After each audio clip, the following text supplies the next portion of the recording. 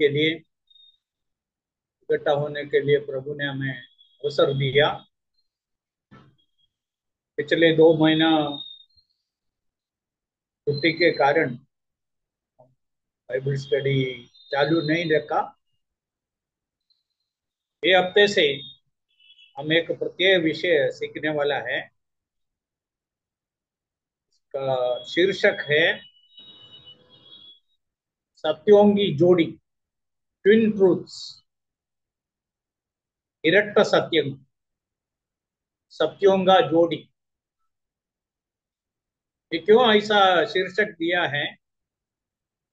क्योंकि हम जब बाइबल पढ़ते हैं, विशेष करके नया नियम, कभी कभी एक ही कलम के अंदर नहीं है तो 2 आयतों में दो बड़ा सत्य हम देख सकते हैं। वो दो सत्य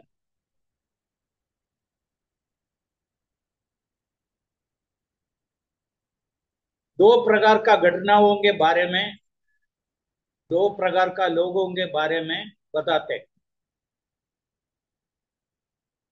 कभी कभी लोग ऐसा गलती करते हैं, ऐसा सोचते हैं दोनों एक ही झुंड के लिए, this is for one group of people. तो टुडे ऑनवर्ड्स, आज से लेके मैं आपको ऐसा कुछ बातें बाइबल से दिखाना चाहता हूं। ये एक ही आयत में आया हुआ दो बातें कैसा भिन्न है, अलग है। ये दोनों घटनाओं के बीच में हजारों सालों का अंदर भी हो सकता है। इसलिए ऐसा हम पढ़ते समय में इसमें बहुत अचंभित होंगे हम। शायद आप में से बहुत लोग ये सब नहीं जानता होगा। कोई बात नहीं। यदि आपको कुछ समझ में नहीं आया तो मेरा फोन नंबर लेना, कभी भी आप मुझको फोन करके पूछ लें। अभी भी ये पढ़ाई में जाने से पहले मैं दो निवेदन आपसे करना चाहता हूँ। This are two request. ये बाइबल का दो कलम के आधार पर है, दो आयतों के आधार पर। पहला है प्रेरितों का काम 17 का 11।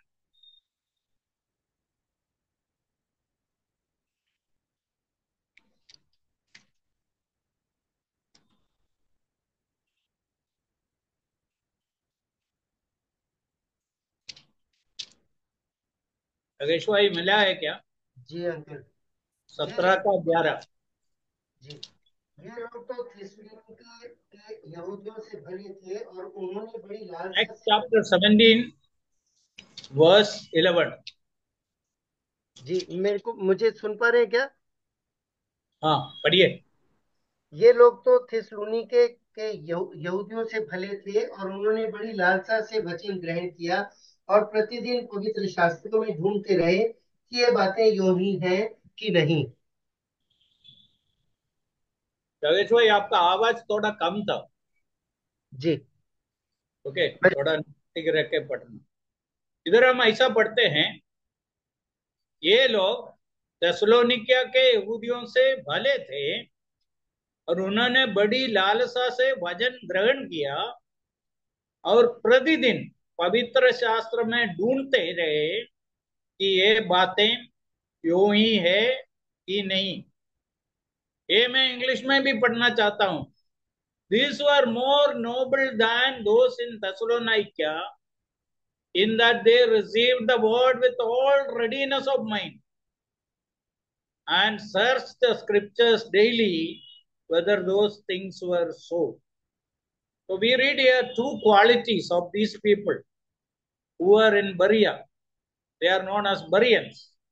बरिया का लोग है, बरिया प्रदेश का लोग है। ये थेसलोनिका में जो विश्वासी लोग थे उनसे भी काफी गुणवान थे। क्या गुण था उसमें? दो बात किया है।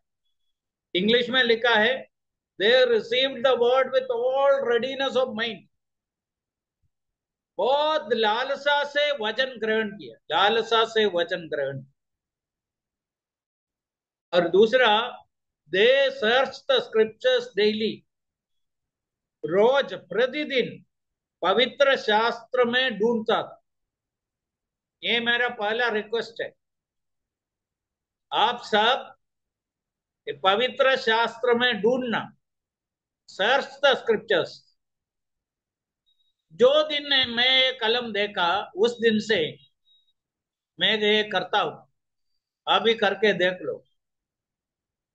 उन लोग पौलुस जैसा एक प्रभु का दास का वचन सुनने के बाद ऐसा ही स्वीकार नहीं किया।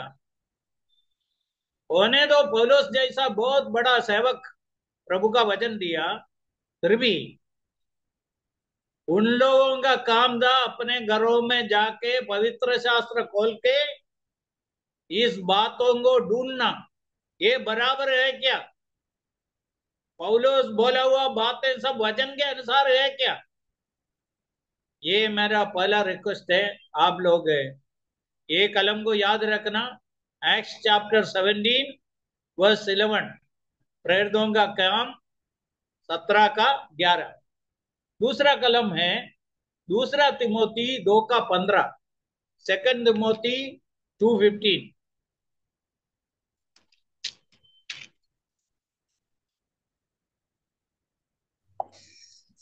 अपने आप को परमेश्वर का ग्रहण योग्य और ऐसा काम करने वाला ठहराने का प्रयत्न कर, जो लज्जित होने ना पाए और जो सत्य के वचन को ठीक रीति से काम में लाता हो। ओके, इसका इंग्लिश आप और एक बार सुनिए। Study to show yourself approved unto God, a workman needs not to be ashamed, rightly dividing the word of truth. Rightly dividing the word of truth. सत्य वचन को ठीक रीति से विभाजन करना, सत्य वचन को ठीक रीति से विभाजन करना। इसका अर्थ क्या है? बहुत लोग ठीक रीति से नहीं है, wrongly dividing the scriptures, not rightly. If you are not able to divide the scriptures rightly, you will divide wrongly. यदि इसका विभाजन आप ठीक रीति से नहीं कर पाते हैं, तो इसका मतलब है आप गलत रीति से उसका विभाजन करेंगे। ऐसा कभी नहीं होना। ये भी आपका एक जिम्मेदारी है, वचन का जानकारी पाके इसको ठीक रीति से विभाजन कर। अभी हम हमारा पढ़ाई में आएंगे, 2 कलम पढ़ के हम शुरू करेंगे। मत्ती का सुवार्ता 3 अध्याय का 11-12 हम पढ़ेंगे। Matthew's Gospel chapter 2-3 verse 11 and 12। मैं तो पानी से तुम्हें मन फिराव का बपतिस्मा देता हूँ, परंतु जो मेरे बाद आने वाला है वह मुझसे शक्तिशाली है। मैं उसकी जूती उठाने के योग्य नहीं। वह तुम्हें पवित्र आत्मा और आग से बपतिस्मा देगा।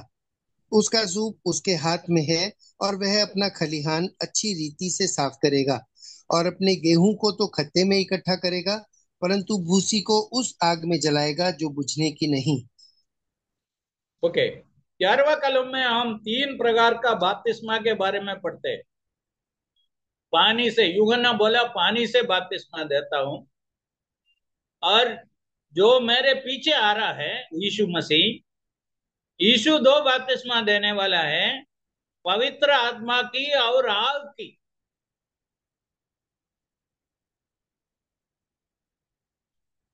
दो बपतिस्मा है। और यूहन्ना अपने आप को यीशु मसीह के साथ तुलना करके बताता है, मैं उनका जूता खोलने के लिए भी योग्य नहीं हूं, मैं बहुत छोटा हूं। यहूदी घरों में कोई मेहमान गया तो उसका जूता खोल के उसका पैर धो के उसको अंदर लेके जाने का काम उस घर का एक दास का काम है। इसलिए बोला है, मैं यीशु मसीह का जूता खोलने के लिए भी छोट योग्य नहीं, मैं योग्य नहीं, मैं इतना छोटा हूं, यीशु बहुत बड़ा है। चलिए अपने आप को यीशु के साथ तुलना करके बताता है, मैं बहुत छोटा एक प्रभु का दास, वो ऐसा एक दास बोलने के लिए भी मैं योग्य नहीं। यीशु कितना महान है, कितना बड़ा है, एक बात कबूल किया। दूसरा बात है, यीशु जो बपतिस्मा देता है पवित्र आत्मा से और आग से बपतिस्मा देने वाला। अभी सवाल ये है, ये आत्मा का बपतिस्मा, पवित्र आत्मा का बपतिस्मा और आग का बपतिस्मा क्या है, किसके लिए है? मैं ये पढ़ने का कारण ये है, एक दिन मैं एक मीटिंग में गया, उधर लोग बहुत चिल्ला के प्रार्थना, उधर एक औरत प्रार्थना करती थी। आपको समझ में आया होगा किस प्रकार का झुंड है वो। एक औरत प्रार्थना करती थी, बहुत चिल्ला के प्रार्थना करती थी, और वो स्त्री ऐसा बोलती थी, मांगती थी, हमें अग्नि का बपतिस्मा दे दो, हमें अग्नि का बपतिस्मा दे दो, हमें अग्नि का बपतिस्मा दे दो। ये सुनने के बाद मैं ऐसा सोचा, प्रभु हमारा सारा प्रार्थना नहीं सुनता है, इसके लिए ईश्वर को धन्यवाद। यदि उधर अग्नि का बपतिस्मा हो गया तो मैं भी उधर खत्म होता था। और वापस घर में आने के बाद मैं इसके बारे में ज्यादा अध्ययन किया, सच में इसका अर्थ क्या है। उसको थोड़ा कुछ मालूम था, ये पवित्र आत्मा का बपतिस्मा विश्वासियों के लिए है, अग्नि का बपतिस्मा अविश्वासियों के लिए। उसके बारे में फिर मैं घर में आने के बाद इसके बारे में और काफी अध्ययन किया। आज सीमित समय के अंदर जो मैंने बाइबल वचन से देखा, सीखा, आपके सामने लाना चाहता हूं। इधर ये कलम हम प्रेरितों का काम पहला अध्याय का 5वां आयत हम पढ़ेंगे। प्रेरितों का पुस्तक पहला अध्याय उसका 5वां आयत, एक्ट्स चैप्टर 1 वर्स 5। क्योंकि यूहन्ना ने तो पानी से बपतिस्मा दिया है, परंतु थोड़े दिनों के बाद तुम पवित्र आत्मा से बपतिस्मा पाओगे। अभी इधर यीशु मसीह इधर से जाने का तैयारी में है। अपने शिष्यों को बोला, मैं तुमको अनाथ नहीं छोड़ूंगा, पवित्र आत्मा को भेजूंगा। पवित्र आत्मा आके तुमको आत्मा का बपतिस्मा देगा। इधर यीशु मसीह अग्नि का बपतिस्मा नहीं बोला। क्यों बोला नहीं? प्रभु को याद में नहीं रहेगा क्या? इसका कारण है जब यूहन्ना लोगों के साथ बात करता था, दोनों बपतिस्मा के बारे में बताते थे, उधर विश्वासी अविश्वासी थे। इधर यीशु मसीह अपने शिष्यों के साथ बात करता, इसलिए यीशु मसीह इधर अग्नि का बपतिस्मा के बारे में बोला नहीं है। और इस कलम से हमको बोल सकता है, अग्नि का बपतिस्मा विश्वासियों के लिए नहीं, आत्मा का बपतिस्मा विश्वासियों के लिए। वापस हम मत्ती का सुवार्ता 3 अध्याय 12वां कलम में आएंगे। यूहन्ना खुद बाद में क्या बोला आप देख लीजिए। 12वां कलम, उसका सूप उसके हाथ में है और वह अपना खलिहान अच्छी रीति से साफ करेगा और अपने गेहूं को तो खत्ते में इकट्ठा करेगा, परंतु भूसी को उस आग में जलाएगा जो बुझने की नहीं। अभी इधर एक खेतर का दृश्य लाया है। खेती करने के बाद, कटनी के बाद क्या होगा? गेहूं को भंडार में लेके जाएगा, दलिहान में लेके जाएंगे, उसको सुरक्षित जगह में पहुंचाएगा। फिर बाद में क्या करेंगे? भूसी, उसको इंग्लिश में बोलते हैं चाफ, व्हीट एंड चाफ। गेहूं को खलिहान में लेके जाएगा, भंडार में लेके जाएगा, और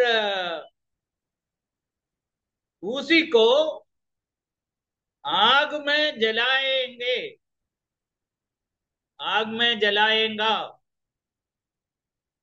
अभी देखो आग इधर क्या है, क्या के लिए है, किसके लिए है? भूसी के लिए है। गेहूं को अलग करके भंडार में लेके जाएंगे, भूसी को जला देगा। इसका अर्थ क्या है? दूसरा जगह से हमको मालूम है, ईश्वर एक दिन विश्वासियों को अपने राज्य में, स्वर्ग में ले जाएगा, और इस दुनिया में जो अविश्वासी रह जाएगा उनके ऊपर ईश्वर का भयंकर क्रोध, भयंकर दंड आने वाला है। इतना नहीं, आखिरी में उनको सब दंड देके अनंत काल का आग में भेजेगा। ये वचन का सत्य है, आपको समझना है। सब लोग एक ही जगह में नहीं जाते हैं। ऐसा न्यूज़पेपर में लिखना और घर में फोटो के नीचे लिखे रखना सब अच्छा है, हमारे लिए थोड़ा सांत्वना का बात है। क्या है? डिपार्टेड फॉर हेवनली ग्लोरी, स्वर्गवास के लिए गया, स्वर्गस्थ है। कैसा भी जीवन बिताया हुआ लोगों के बारे में भी ये लिखते हैं, शरीर से विदा होके प्रभु के पास गया। और बाद में मैं बताऊंगा, ये बहुत बड़ा झूठ है। क्रूस में दो चोर मरता था, दोनों यीशु मसीह से एक ही दूर में था, दोनों एक ही प्रकार का गुनाह किया है, दोनों को एक ही प्रकार का दंड मिला है। आखिरी समयों में एक प्रस्ताव किया, अपना पाप को कबूल किया, प्रभु को प्रभु के हाथों में अपना जीवन दिया। यीशु उनको वायदा दिया, उस आदमी को वायदा दिया, तू आज मेरे साथ परलोक में होगा। दूसरा आदमी को नहीं बताया। इसलिए इधर आज विश्वासी लोग गेहूं के जैसा है, केतर के साथ, ईश्वर का केतर है दुनिया, और इधर से दो प्रकार का बीज निकलता है। एक गेहूं है, दूसरा गेहूं के जैसा दिखाएंगे, पर उसके अंदर कुछ नहीं है, काली है। उसको हम भूसी कहता है। वो भूसी को आग में जला देगा। चलिए आपको 11वां कलम पढ़ते हैं। यूहन्ना बोलता है यीशु मसीह पवित्र आत्मा और आग से बपतिस्मा देगा। अभी आपको समझ में आया?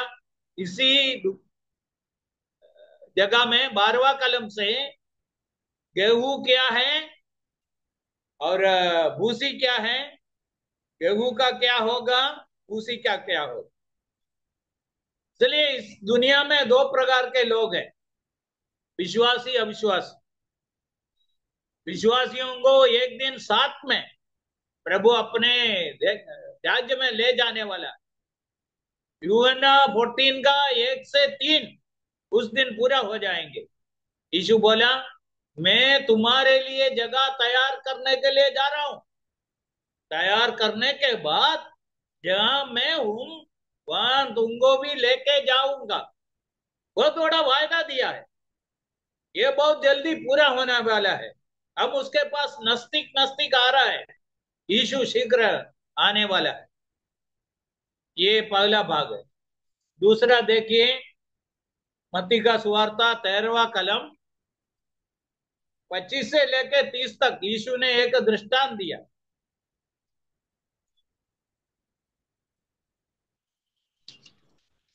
पर जब 13वां लोग कलम 25 से लेके 30 तक। पर जब लोग सो रहे थे तो उसका शत्रु आकर गेहूं के बीच जंगली बीज बोकर चला गया। जब अंकुर निकले और बालें लगी तो जंगली दाने के पौधे भी दिखाई दिए। इस पर गृहस्थ के दासों ने आकर उससे कहा, हे स्वामी, क्या तूने अपने खेत में अच्छा बीज न बोया था? फिर जंगली दाने के पौधे उसमें कहाँ से आ गए? उसने उत्तर दिया, यह किसी शत्रु का काम है। दासों को उससे दासों ने उससे कहा, क्या तेरी इच्छा है कि हम जाकर उनको बटोर लें? उसने कहा, नहीं, ऐसा न हो कि जंगली दाने के पौधे बटोरते हुए तुम उनके साथ गेहूं भी उखाड़ लो। कटनी तक दोनों को एक साथ बढ़ने दो, और कटनी के समय मैं काटने वालों से कहूंगा कि पहले जंगली दाने के पौधे बटोरकर जलाने के लिए उनके गट्ठे बांध दो, और गेहूं को मेरे खत्ते में इकट्ठा करो। ओके, इधर यीशु मसीह गेहूं और जंगली दाना और ये कैतर का मालिक गेहूं बोया था। थोड़े दिन के अंदर देखा तो गेहूं के बीच में जंगली बीज है, और उनका सेवक लोग आके ये जंगली दाना को निकालना चाहता था। तो यीशु क्या बोला, ईश्वर क्या बोला और इसका मालिक क्या बोला? दोनों साथ में बढ़ने दो, कटनी तक। और तीसरा कलम है, कटनी तक दोनों को एक साथ बढ़ने दो, और कटनी के समय में काटने वालों से कहूंगा कि पहले जंगली दानों को, दाने के पौधों को बटोर कर जलाने के लिए उनको गड्ढे बांध लो, गेहूं को मेरे कत्ते में इकट्ठा करो। इधर वापस देख लीजिए, दो प्रकार का लोगों के बारे में नीचे 37 से उसका अर्थ यीशु खुद बता के दिया। और इसका अर्थ क्या है? 40 में लिखा है, जैसे जंगली दानों बटोर जाते और जलाए जाते हैं, वैसा ही जगत के अंत में होगा। मनुष्य का पुत्र स्वर्गदूतों को भेजेगा और वे उसके राज्य से सब ठोकर के कारणों को और कुकर्म करने वालों को इकट्ठा करेगा और उन्हें आग के कुंड में डालेगा, जहां रोना और दांत पीसना होगा। इसमें से एक बात समझना है, ये जगत ईश्वर का बहुत बड़ा कहतर है। इधर दो प्रकार का दानाएं हैं, एक है गेहूं का है, दूसरा जंगली बीज है। ये क्या बताता है? विश्वासी अविश्वासी को बताता है। विश्वासी अविश्वासी साथ में बहुत जगह में होना पड़ता है। नौकरी करते जगह में दोनों साथ में होगा, गाड़ी में साथ में होगा, घरों में साथ में होगा, एक ही घर में साथ में होगा, एक ही काटला में दोनों साथ में होगा, एक ही काम में दोनों साथ में होगा। कभी कभी कौन विश्वासी है कौन अविश्वासी है हमको अलग करना मुश्किल होगा। कभी कभी ऐसा प्रॉब्लम होता है, कुछ विश्वासी अविश्वासियों से भी खराब है, कुछ अविश्वासी विश्वासियों से भी अच्छा है। ऐसा कभी कभी होता है, ऐसा नहीं होना है, फिर होता है। फिर प्रभु को मालूम है कौन विश्वासी है कौन अविश्वासी है, कौन विश्वास किया है कौन विश्वास नहीं किया। जैसा क्रूस का एक ही चोर को प्रभु बोला, आज तू मेरे साथ परलोक में होगा, दूसरे को क्यों नहीं बोला? उनको उसका कुछ जरूरत मालूम नहीं हुआ, इनके जैसा वो प्रार्थना नहीं किया। इसी प्रकार कभी कभी हमको ये सब लोगों को पहचानना थोड़ा मुश्किल है। कोई तकलीफ नहीं है, प्रभु को मालूम है कौन विश्वासी है कौन अविश्वासी है, प्रभु को मालूम है। एक अच्छा उदाहरण है यहूदा इस्करियोता, 3.5 साल यीशु के साथ था। यीशु को मालूम था ये चोर है, ये शुद्ध नहीं है, ये अविश्वासी है, ये सब प्रभु को मालूम था। प्रभु कई बार लोगों को थोड़ा बोल के दिया था। फिर शिष्य लोग क्या सोचता था, ये हमसे भी ज्यादा होशियार है, उसका बोलने का तरीका अच्छा है, काम में बहुत होशियार है, ये हमारा ट्रेजरर है, ये कैसा एक अविश्वासी हो सकता है। आखिरी में वो प्रकट हो गया। इसी प्रकार ये दोनों बीज, गेहूं और जंगली बीज, दोनों का पौधा बढ़ते ही जा रहा है, कटनी तक बढ़ेंगे। एक समय आएगा प्रभु दोनों को अलग करने वाला है। उस दिन क्या होगा, जंगली दानों को बटोर जाते और जलाए जाएगा। समझना, ये है अग्नि का बपतिस्मा। किसके लिए है? इधर का भाषा में बोलेगा तो जंगली बीज। जंगली बीज क्या है? अविश्वासी है, शैतान का बच्चे हैं, शैतान का काम करते हैं, ईश्वर का विरोध करते हैं, ईश्वर के साथ नहीं चलता है, ऐसा लोगों के बारे में। ओके, हम तीसरा भाग में जाएंगे। मत्ती का सुवार्ता 25वां अध्याय 31-32 पहले पढ़ेंगे। Matthew chapter 25, 31, 32। जब मनुष्य का पुत्र अपनी महिमा में आएगा और सब स्वर्गदूत उसके साथ आएंगे, तो वह अपनी महिमा के सिंहासन पर विराजमान होगा और सब जातियां उसके सामने इकट्ठा की जाएंगी। और जैसे चरवाहा भेड़ों को बकरियों से अलग कर देता है, वैसे ही वह उन्हें एक दूसरे से अलग करेगा। ओके, इधर है दूसरा एक दृष्टांत है। ये दृष्टांत कहां से है? भेड़ बकरियों का है। और भेड़ों को कैसा बकरियों से अलग करते हैं, वैसा उस दिन लोगों को, सर्व जाति का लोगों को। 31 में हमने क्या पढ़ा? जब मनुष्य का पुत्र अपनी महिमा में आएगा और सब स्वर्गदूत उसके साथ आएंगे, तो अपने महिमा के सिंहासन पर विराजमान होगा। सब सब जातियों उसके सामने इकट्ठा की जाएंगी। और जैसे चरवाहा भेड़ों को बकरियों से अलग कर देता है, वैसे ही वह उन्हें एक दूसरे से अलग करेगा। इधर भेड़ और बकरी, अभी देख लो, हम इधर भी अहमदाबाद में भी बाहर जाएगा तो ये देख सकता है, पूरा दिन इनको साथ में लेके जाते हैं और एक ही पत्ता खाते हैं, एक ही पानी पीता है, एक ही चरवाहे उसको चलाता है, पूरा दिन साथ में है। फिर शाम का समय आएंगे, ये चरवाहा क्या करेंगे? इनको, भेड़ों को बकरियों से अलग करेंगे। यीशु क्यों ये दृष्टांत दिया? ऐसा यीशु जब इधर राज्य स्थापित करने के लिए वापस आएगा, ये विश्वासियों को अविश्वासियों से अलग करेंगे।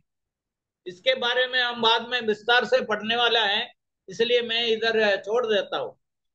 फिर इधर से क्या हमको सीखने का है?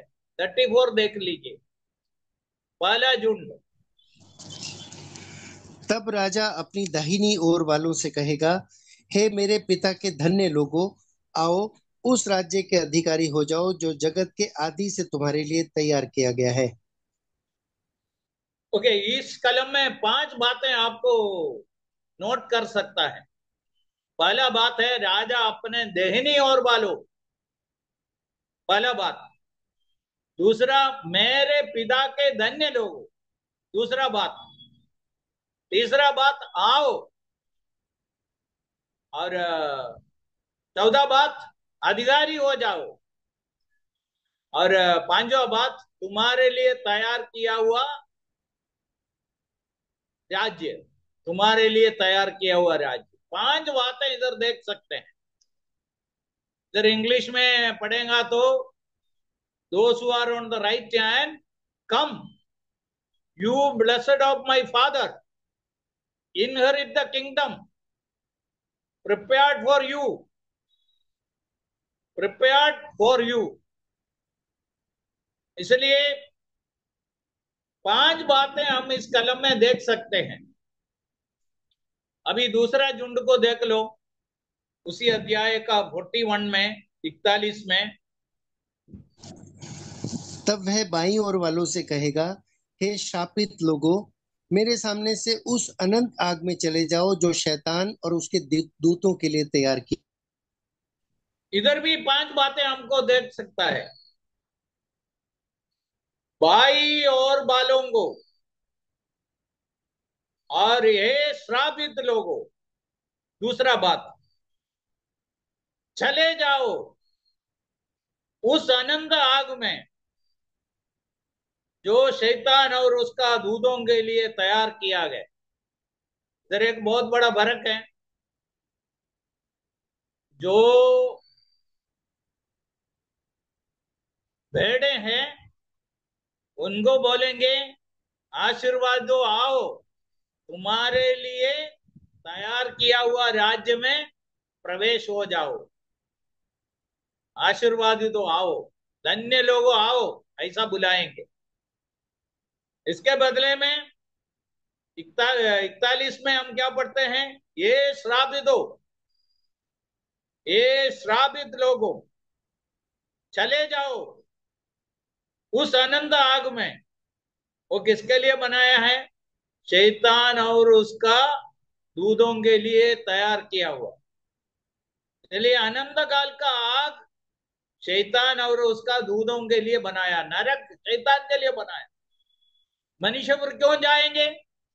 जो शैतान का बात सुन के उसके पीछे जाते हैं, उनको आखिरी में जाके शैतान के साथ रहना पड़ेगा। इसलिए बाइबल कहते हैं मन फिराओ, वापस आओ, ईश्वर के पास आओ, तुम्हारा पापों को कबूल करो, प्रभु को स्वीकार करो, अनंत काल का दंड से बच जाओ, नरक से बच जाओ। एक इसलिए कह रहा है, मनुष्य शैतान का बात को मानकर उनके पीछे चल के आखिरी में शैतान के साथ अनंत काल का आग में जाने वाला। इसके लिए यीशु इधर आया। यीशु लोगों को उनके पास बुलाया, मेरे पास आओ, मैं तुमको पाप का क्षमा दूंगा, मैं तुमको अनंत जीवन दूंगा, मैं तुमको स्वर्ग दूंगा, मैं तुम्हारा पाप को क्षमा करूंगा, तुम्हें बचाऊंगा। ये बोल के यीशु इस दुनिया में आया। चलिए इधर से हमको क्या मालूम है? अनंत काल का आग, नरक शैतान और उसका दूतों के लिए बनाया है। ये है आग का बपतिस्मा। उनको सब आग का कुंड में डाला जाएगा। ये भविष्य में होने वाला बात। तीसरा 5वां कलम, लूका का सुवार्ता 16 अध्याय का 24। लूक 16:24। ये कहानी हमको बहुत अच्छी तरह मालूम है।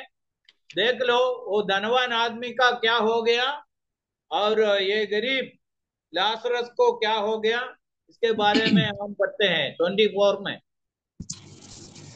तब उसने पुकार कर कहा, हे पिता अब्राहम, मुझ पर दया करके लाजर को भेज दे, ताकि वह अपनी उंगली का सिरा पानी में भिगोकर मेरी जीभ को ठंडी करे, क्योंकि मैं इस ज्वाला में तड़प रहा हूँ। मैं इस ज्वाला में, I am tormented in this fire, ये ज्वाला में मैं तड़प रहा हूं। और ये धनवान आदमी जब इधर था उसको कोई चीज का अभाव नहीं था। उनके घर में बाइबल था, क्योंकि यीशु और इधर अब्राहम उनको बोलता है तुम्हारा भाई लोगों को इधर नहीं आना है तो मूसा और प्रबोधकों का वचन को सुनो। Let them here Moses and the profits. That means, उसका अर्थ है ये एक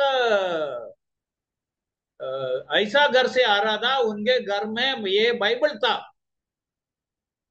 और अब्राहम उनको सलाह देता है यदि तुम्हारा भाइयों को नाश में नहीं आना, नरक में नहीं आना, ये आग में नहीं आना, तो उन लोग ये पुस्तक पढ़े। इतना नहीं, उन लोग मन बुराए, नाश से बच जाना है। नाश से बचना है तो क्या करना है, लोगों को हम पूछेंगे तो स्वर्ग जाने के लिए क्या करना है, सब लोगों का जवाब है अच्छा करना है। हम अच्छा करके करके स्वर्ग जा सकता है, तो यीशु को इधर आके क्रूस में मरने का क्या जरूरत था? हमारा भला कामों से हम बचेंगे नहीं, इसके लिए यीशु आया। मन बिराना है, मन बिराकर प्रभु पर विश्वास करना है, तब हम उद्धार पाएंगे। इसलिए इधर आग देख लिया, जो जगह में ये धनवान आदमी आखिरी में पहुंच गया। एक अच्छा बात हुआ उधर, वो कम से कम उसका भाइयों को उस जगह से दूर रखना चाहता था, उसके लिए कोशिश कर रहा था, वो भी नहीं हो सकता था। अभी इधर से एक बात मैं बोलना चाहता हूं, मरे हुए आदमी हमारे लिए कुछ कर नहीं सकता है, और मरे हुए आदमी के पास जाके प्रार्थना करने से हमको भी कुछ मिलने वाला नहीं है। ये दोनों हमको समझने का है। यदि एक व्यक्ति को आज पाप का क्षमा पाना है, स्वर्ग जाना है, आनंद काल का आग से बच जाना है, तो उसको आज वर्तमान में यीशु को स्वीकार करना पड़ेगा, दूसरा रास्ता नहीं। आखिरी कलम प्रकटीकरण 20 का 15, रेवलेशन चैप्टर 20 वर्स 15। और जिस किसी का नाम और जिस किसी का नाम जीवन की पुस्तक में लिखा हुआ न मिला, वह आग की झील में डाला गया। Whosoever was not found written in the book of life was cast into the lake of fire। उधर वापस नरक के बारे में बताया है, आग का बपतिस्मा ये है, लेक ऑफ फायर। किसको भेजेंगे उधर? Whoever was not found written in the book of life, जिस किसी का नाम जीवन की पुस्तक में लिखा हुआ ना मिला, वह आग की झील में डाला गया। अग्नि का बपतिस्मा, आग का झील, आखिरी में सारा पापियों को भेजने का जगह है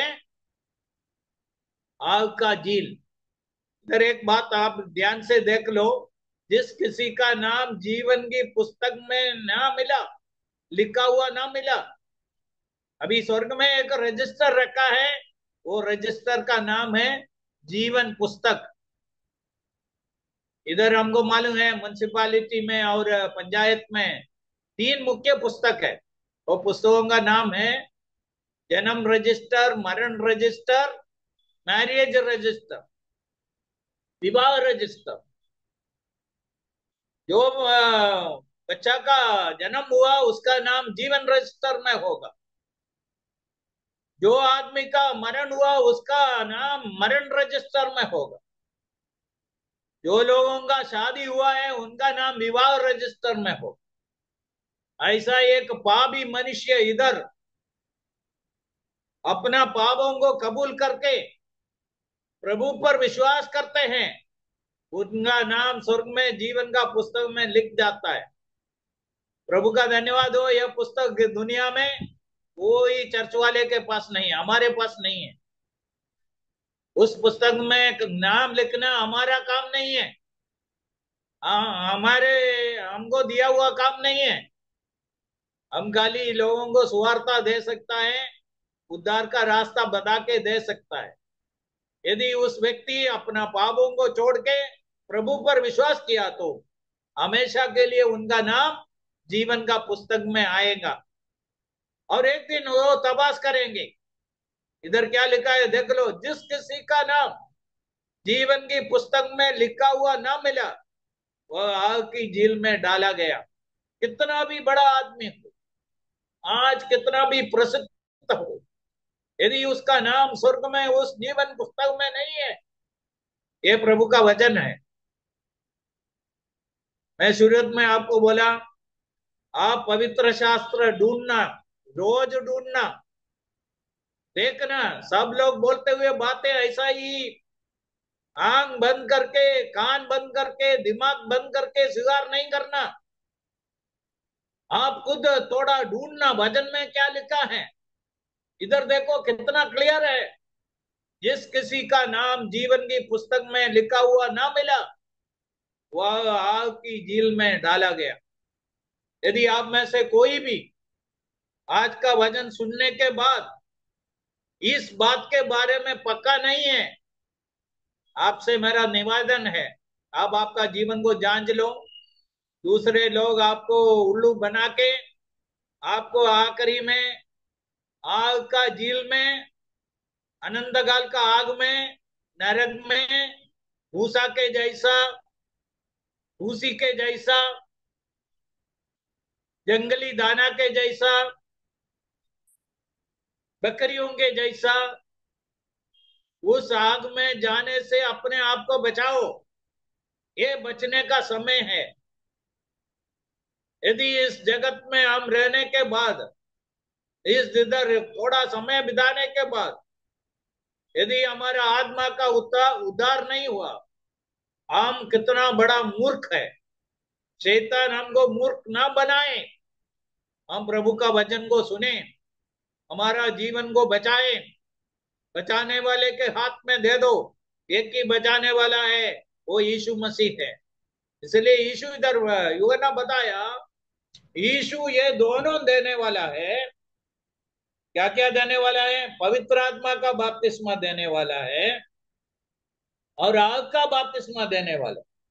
पवित्र आत्मा का बपतिस्मा क्या है, उसके बारे में एक दिन दूसरा दिन हम पढ़ेंगे। इसलिए आज मुझको एक ही बात क्लियर करना था, आग का बपतिस्मा विश्वासियों के लिए नहीं है।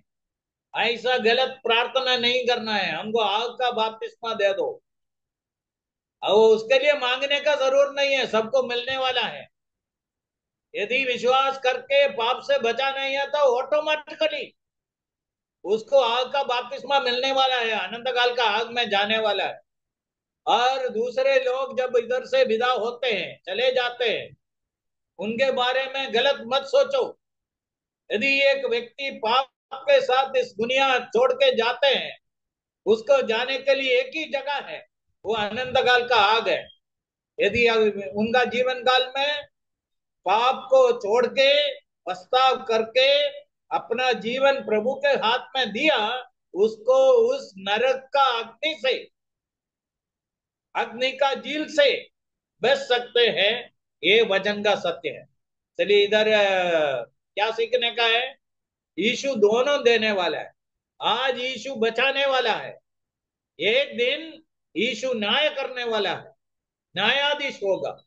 यदि आप इस जीवन काल में यीशु को तारणहार तरीके, उद्धारकर्ता तरीके, बचाने वाले तरीके नहीं स्वीकार किया, उनके पास नहीं आया, आपका पाप का क्षमा नहीं पाया, आप एक दिन यीशु को मिलने वाला है। उस दिन आपका उद्धारकर्ता नहीं होगा, आपका न्यायाधीश होगा। आपका पाप के कारण आपको अनंत काल का आग में भेजेंगे। इसलिए यीशु दोनों देने वाला है। इसलिए कलम आपके साथ रहे। यीशु एक दिन 2000 साल पहले उद्धार करता होके इस दुनिया में आया, अभी शीघ्र आने वाला है। ये सारे जगत को न्याय करने के लिए आने वाला है। आज यीशु हमारा उद्धार करता है, जगत का उद्धार करता है, सबको बचाना चाहते हैं। और एक दिन ये उद्धार करता जगत का न्यायाधीश बनेंगे। यदि एक व्यक्ति आज वर्तमान काल में यीशु को उद्धार करता तरीके, बचाने वाला तरीके स्वीकार नहीं किया, उनके साथ संबंध में नहीं आया, उनको इस यीशु को एक दिन न्यायाधीश तरीके मिलना पड़ेगा। उधर से उसको अनंत काल का आग में जाना पड़ेगा। ये बाइबल का सत्य है। देखो, एक ही कलम में दो सत्य को साथ में जोड़ा है। एक विश्वासी के लिए है, एक अविश्वासी के लिए है। प्रभु का इच्छा है तो मैं ऐसा बहुत बातें आने वाले दिनों में आपको वचन से दिखाऊंगा। अब में से कोई किसी को कुछ डाउट है, कुछ समझ में नहीं आया, मुझको फोन करके पूछ सकता है, नहीं तो मिलते समय में पूछ सकता है। क्योंकि ये बात बहुत गंभीर है। एक ही जीवन है, हम खाली हाथ के साथ इधर से जाने वाला है, सब कुछ इधर छोड़ के जाने वाला है। यदि हमारा जीवन को बचाया नहीं है तो हम कितना दुर्भाग्य लोग हैं। इसलिए हमारा जीवन को बचाए और उद्धार पाए। प्रभु आपको मदद करे।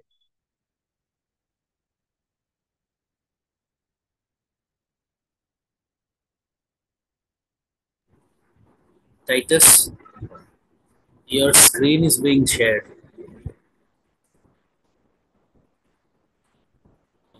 मैं राजेश भाई से निवेदन करूंगा कि वो प्रार्थना